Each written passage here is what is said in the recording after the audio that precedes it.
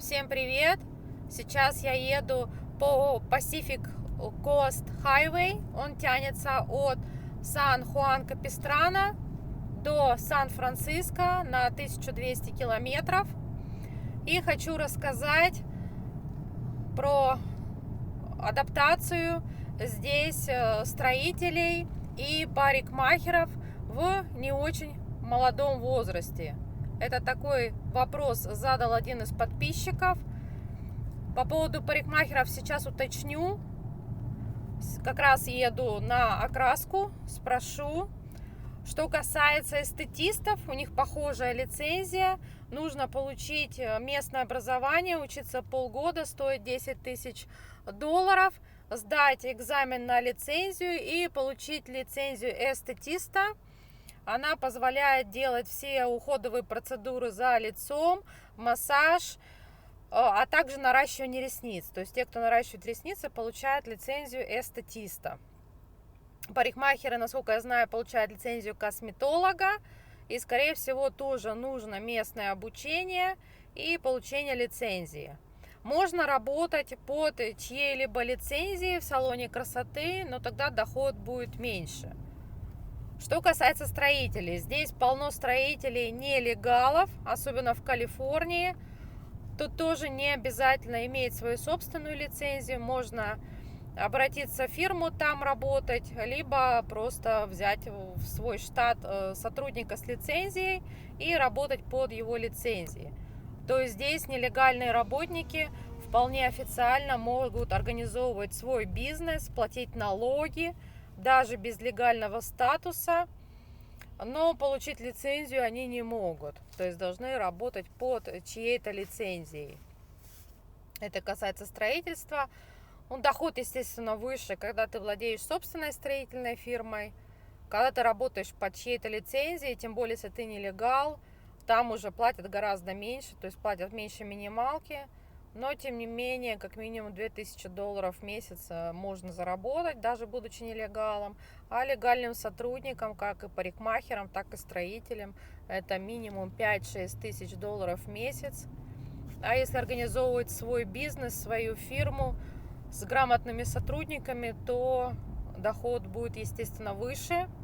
В Калифорнии очень большая конкуренция в строительном бизнесе. Здесь очень много мексиканцев, влезть сложно. Легче, например, в том же Чикаго или Нью-Йорке. Как говорится, работать со своими, но там уже свои подводные камни. Вот. Строят здесь достаточно качественно, но дорого. Мы пока еще дом свой не построили, поэтому по расценкам не скажу. Но, как всегда, получается дороже, чем рассчитывал. И это вот Dana Point. Вот. Что касается возраста, опять же повторюсь, это все зависит от человека. Если привык быть большим начальником в России, то, конечно же, когда ты приезжаешь в США, и ты поначалу никто, это очень сильно бьет по самолюбию, не все к этому готовы. Ну, естественно, если ты чиновник в России, у тебя идет денежный поток, то смысла сюда вообще переезжать нет. То есть здесь такого денежного потока не будет, как в России. А рабочим специальностям здесь очень хорошо. Вот. Да, что еще хотела сказать, поскольку там некоторые не особо продвинутые охранники и музыканты никак не могут успокоиться по поводу горшков, обзывая меня санитаркой, которые выносят горшки. Я единственное, что хочу сказать, что вот Бог все видит, и мои слова вы вспомните, потому что на самом деле от лежачего состояния не застрахован никто из нас. И хотелось бы посмотреть, как вы вспомните мои слова, когда будете вы лежать или кто-то будет лежать из ваших родственников, будут выносить судно, или вы сами будете выносить судно из-под своего родственника. Как вы будете относиться после этого к тем людям, которые занимаются уходом за лежачими больными? Любой из вас может в любой момент получить травму, инсульт, стать лежачим, ходячим.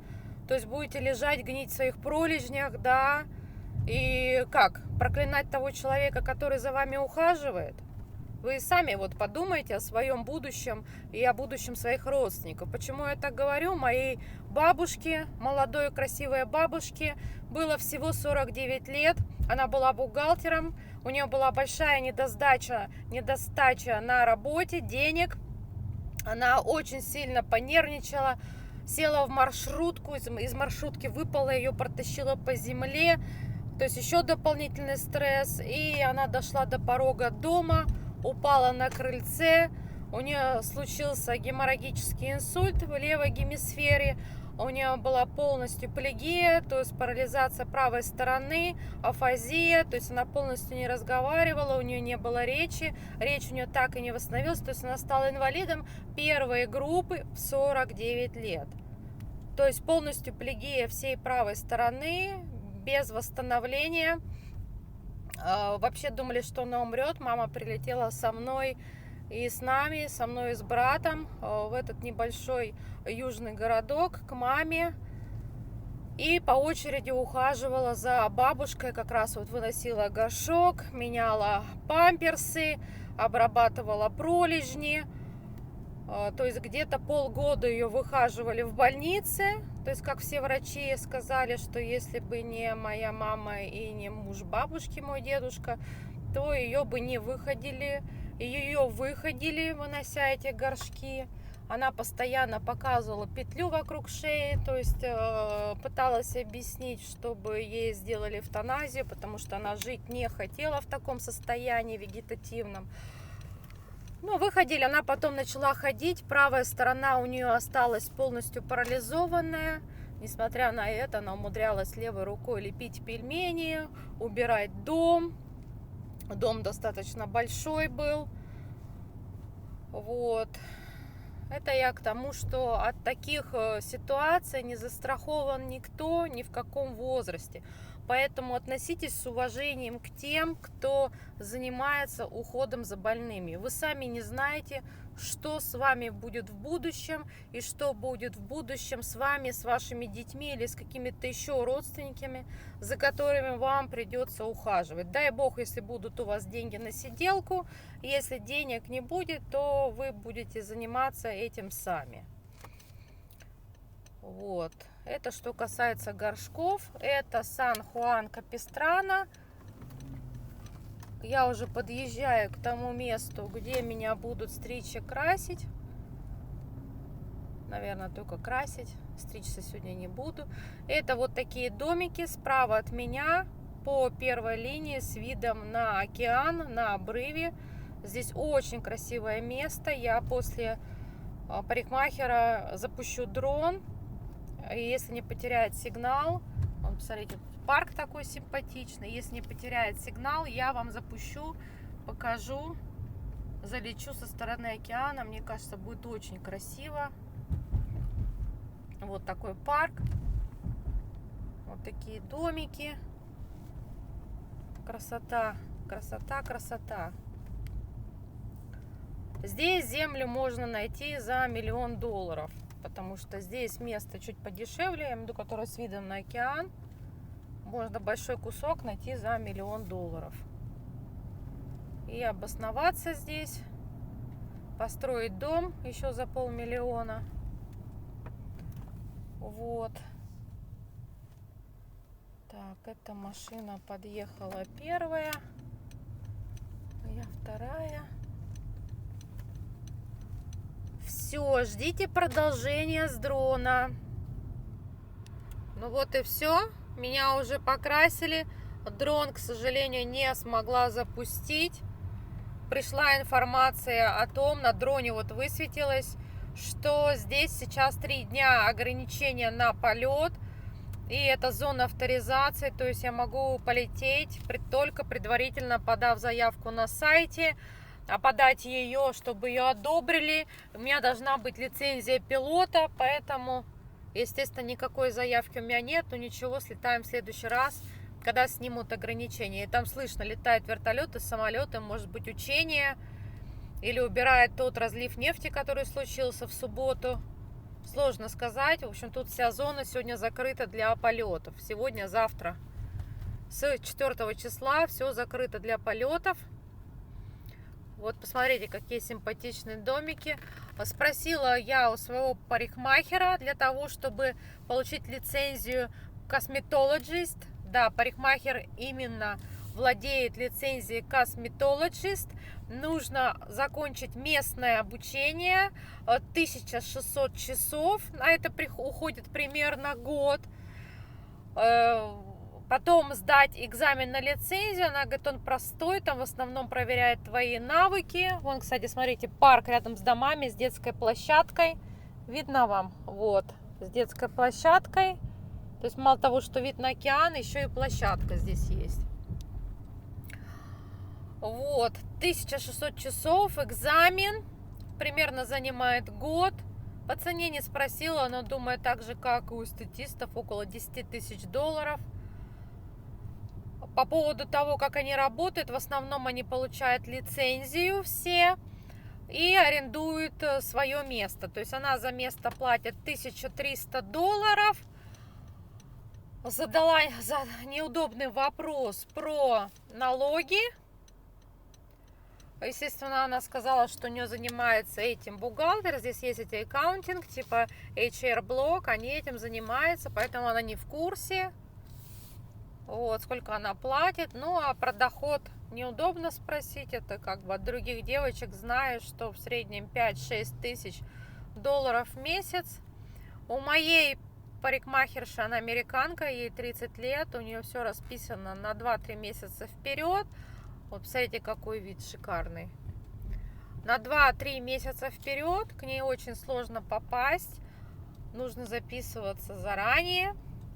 Я вот сегодня заплатила 200 долларов. Вот вам фото, что получилось.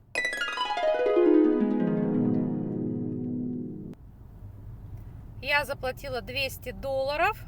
Плюс чаевые 220 долларов. То есть это highlights и плюс окраска в мой родной цвет корней, потому что они немножко седые.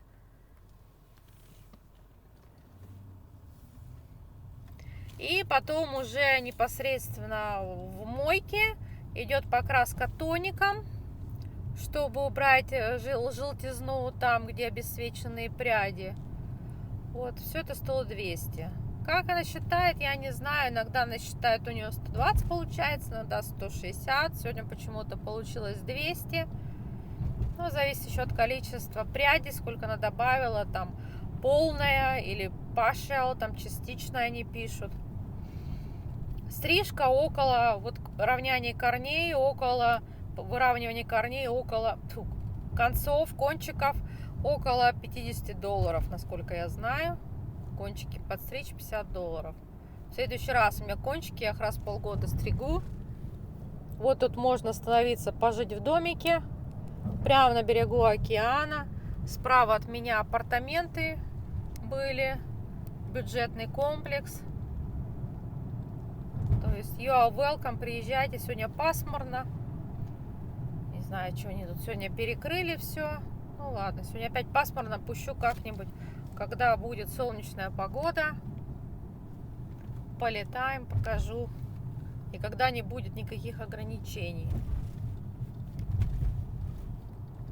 Вот, это мы выезжаем из Сан-Хуан-Капистрано на магистраль, которая ведет в Дано-Пойнт, Лагуна Ньель. Вот здесь, кстати, начинается эта трасса. Вот в этом месте Pacific Coast Highway. Как раз от Сан-Хуан-Капистрано до Сан-Франциско. Вот. Так что вот так вот. Рассказала вам, ну вон вертолет там болтается в воздухе. Наверное, поэтому сегодня тут летать нельзя. Так что подписывайтесь, ставьте лайки, задавайте вопросы. Вон вертолет, видите? Кстати, если парикмахера вот взять и посчитать, я вот $200, в среднем 3-4 клиента в день, с кого-то 300, с кого-то 150, то есть получается в среднем где-то $600 в день. Если взять 22 рабочих дня в месяц, то есть это получается $12 000, минус аренда 1300, расходники, там медицинская страховка, там много разных можно расходов вписать. И уже от остатка где-то процентов 13 будет налога. Тут тоже прогрессивная шкала.